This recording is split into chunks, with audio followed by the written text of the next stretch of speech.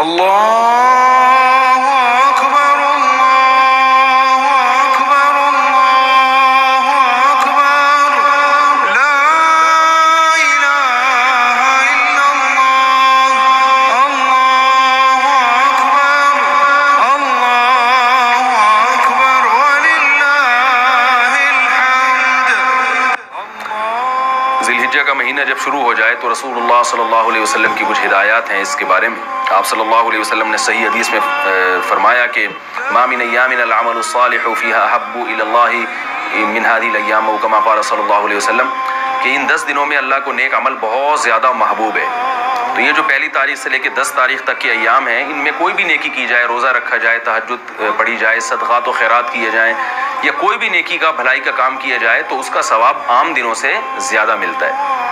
دوسری بات یہ کہ یہ جو ایام ہیں ان کی قرآن مجید میں قسم بھی اٹھائی گئی ہے، والفجر ولیال عشر، قسم ہے فجر کی اور 10 راتوں کی۔ تو جمہور مفسرین اس طرف گئے ہیں کہ ان 10 راتوں سے مراد ذی الحجہ کی راتیں ہیں، تو ان کے دن کی بھی فضیلت ہے اور رات کی بھی فضیلت ہے۔ اور رسول اللہ صلی اللہ علیہ وسلم نے ان ایام کے بارے میں فرمایا کہ جس شخص کا ارادہ ہو، صحیح حدیث ہے، جس شخص کا ارادہ ہو قربانی کرنے کا تو اس کو چاہیے کہ ان دنوں میں اپنے ناخن اور بال نہ کاٹے۔ تو بہتر ہے، مستحب ہے، کوئی فرض واجب نہیں ہے، لیکن افضل یہ ہے کہ جس نے قربانی کرنی ہو تو وہ پہلی تاریخ سے لے کر جب تک قربانی نہ کر لے وہ اپنے بال اور ناخن نہ کاٹے، افضل ہے یہ۔ اور ایام تشریق بھی ہیں، ان میں 9 ذی الحجہ سے لے کر 13 ذی الحجہ تک ایام تشریق شروع ہوتے ہیں، جن میں تکبیرات تشریق ہے، جس میں زور زور سے اللہ اکبر لا الہ الا اللہ اللہ اکبر وللہ الحمد یہ پڑھا جاتا ہے۔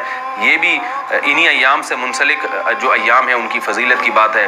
اور 9 ذی الحجہ کے روزے کی ایک الگ سے فضیلت ہے، عرفہ کا روزہ جسے کہا جاتا ہے۔